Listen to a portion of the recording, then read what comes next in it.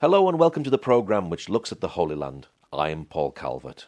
Psalm 101 verse 1 from the New King James Bible says this: I will sing of mercy and justice. To you, O Lord, I will sing praise. I'm with British historian Andrew Roberts, who has been involved in the October the 7th Parliamentary Commission Report, commissioned by the UK-Israel All-Party Parliamentary Group. For this report, did you have to come to Israel and interview victims of the terror attacks that happened on October the 7th? Yes, we did. Several members did, including me, and it was a very powerful thing, needless to say, to do, but I think that it would be absurd, really, if we were trying to bring out a report and didn't do that. We also brought people over from Israel to talk to the all-party parliamentary group in London. And what sort of things did you discuss and talk about? Oh, everything, really. We tried to set up a timeline, which we've got in the report. It was hard to do, but it's an important thing, I think, speaking as a historian.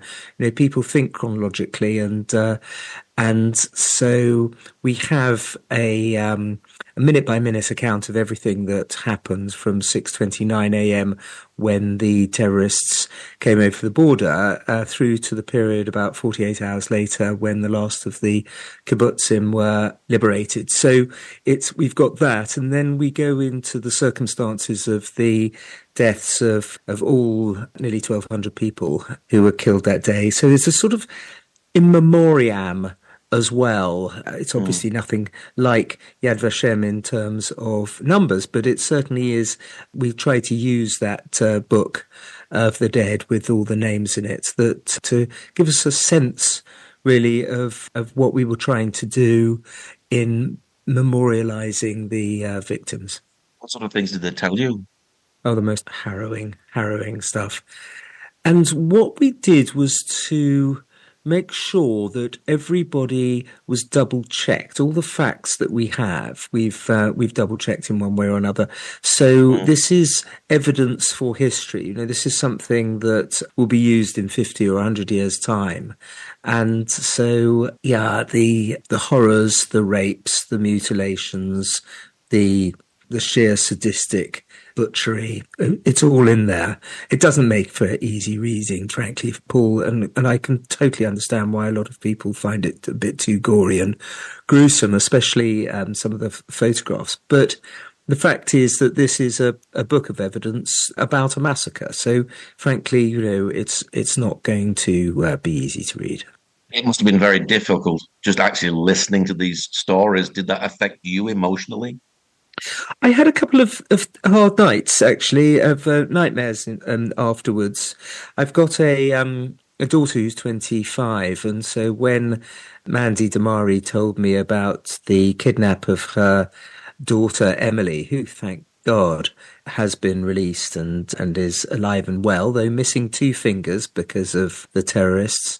That, of course, at the time, when she showed me the safe house that she had to stay in for all those hours and also the bullet-ridden apartment that Emily lived in, you know, of course, when one has a sort of daughter of the same age as Emily, it's impossible not to think about how you would be affected were it to happen to you.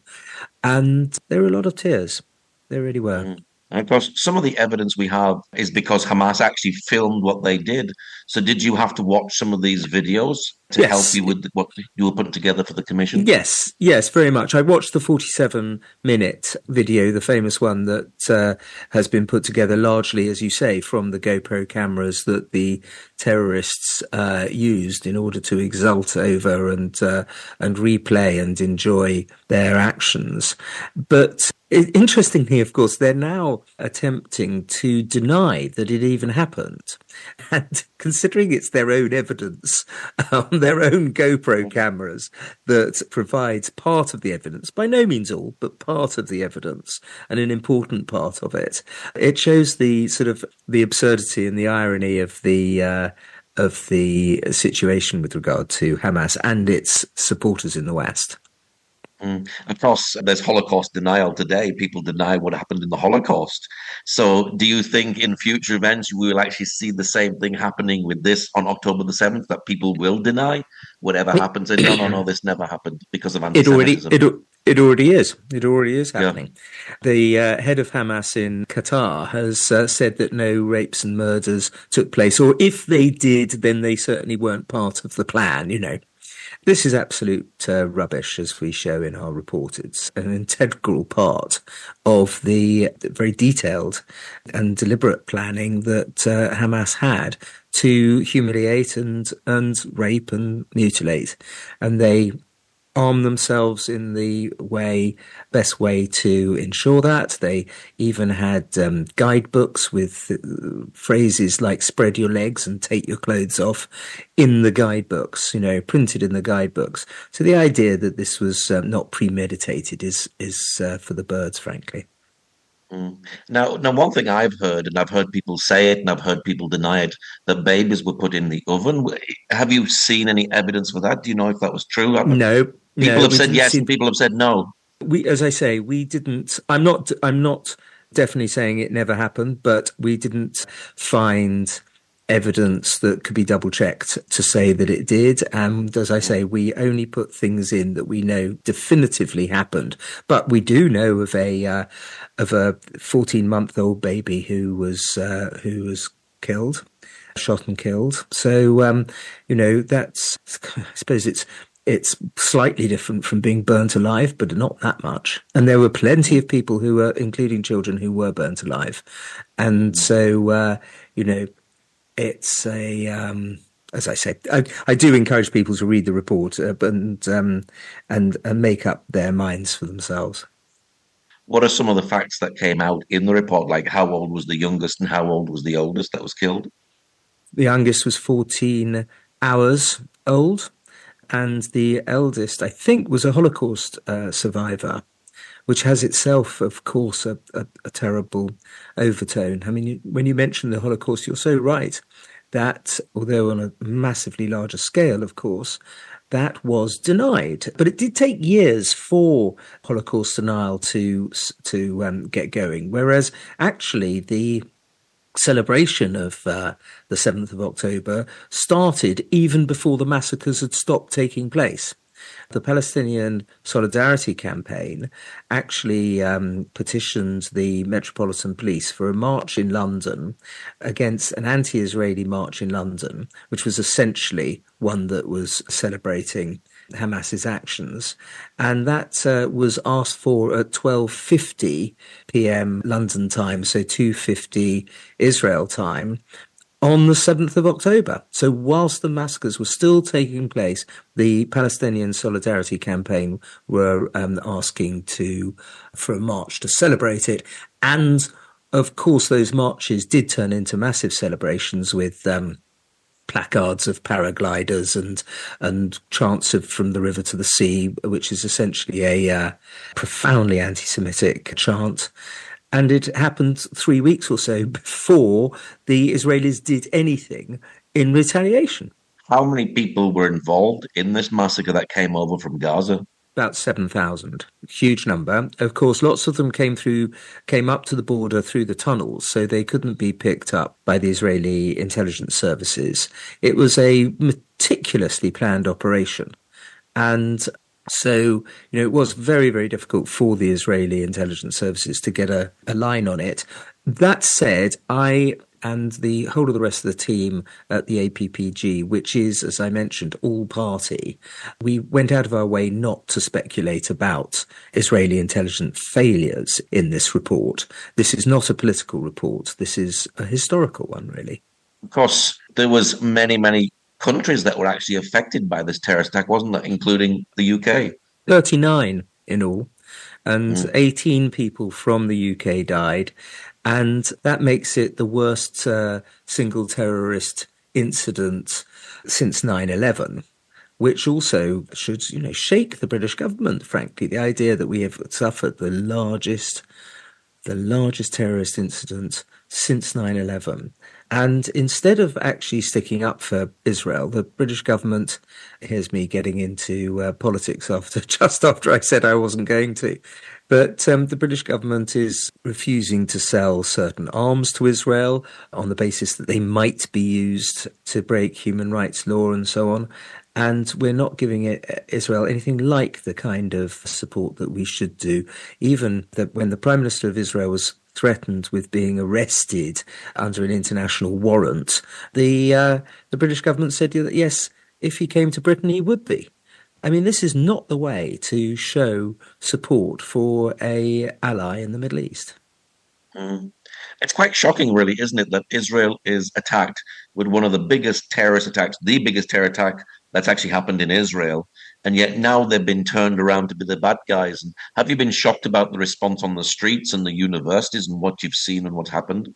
Especially the universities, yes. The Tentifada in Oxford and Cambridge and various other university towns has been disgraceful. Not the fact that these stupid students who don't really know which the river and which is the sea that they're chanting about, but the fact that the dons at these universities, the organisation, the authorities and so on, haven't been far tougher in imposing regulations, which I suspect they would immediately have imposed if the demonstrations had been from the extreme right rather than the extreme left. Why did you want to get involved in all of this? I didn't really. It's not. I'm a Gentile. I'm not a politician. I am a politician in that I'm a member of the House of Lords, but I'm not a sort of day-to-day politician.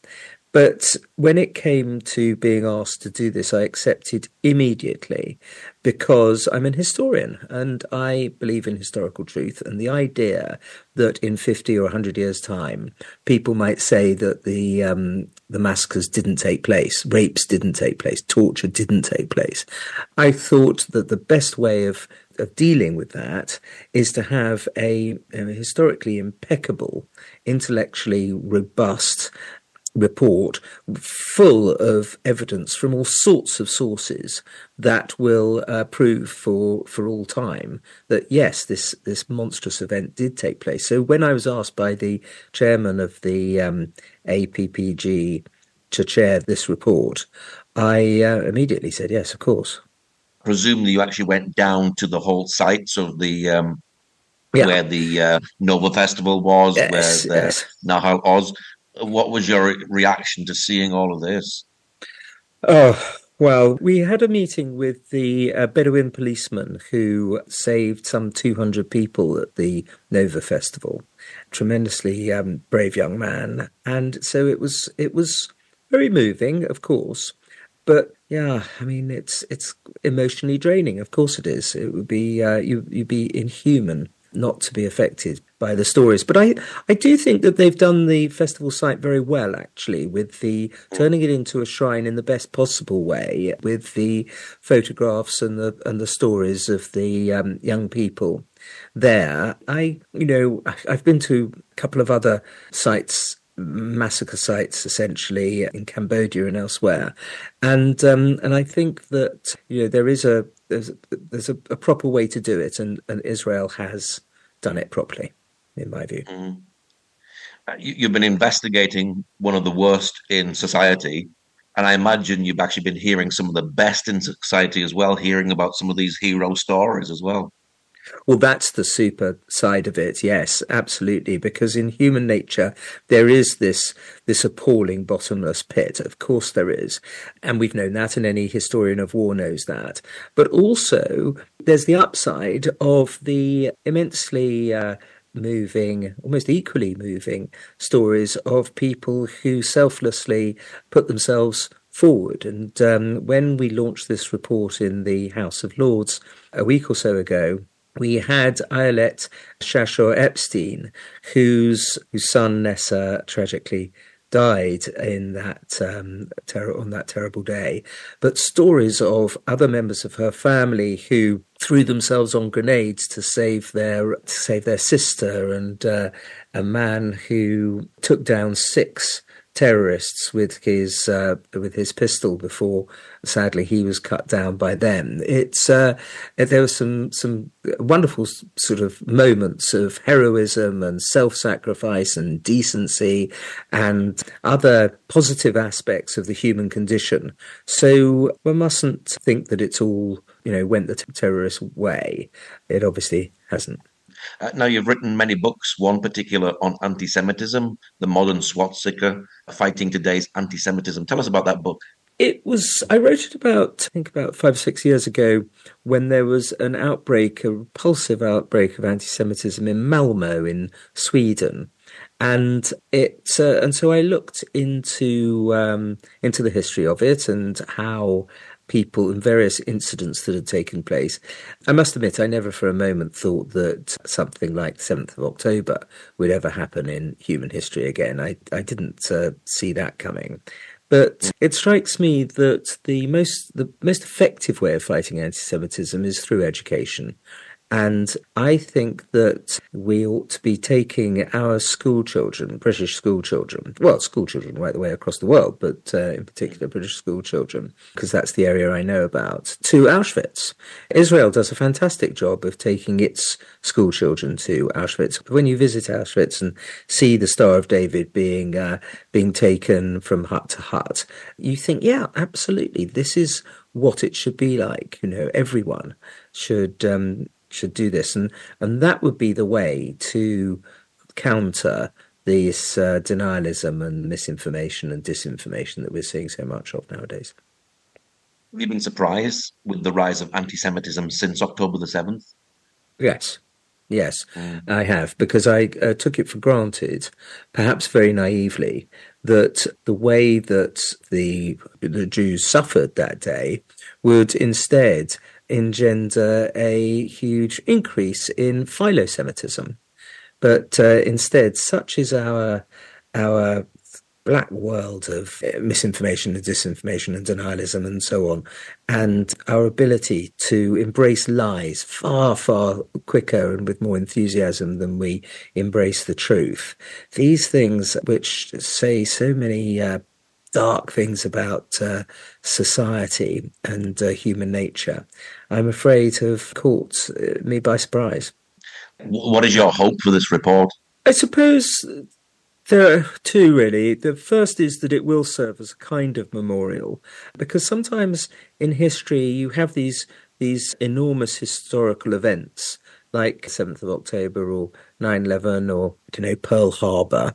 And the actual individual stories get lost in the sort of big world historical event that it represents. And so I wanted to put the individual human story back at the centre, which I think the report does.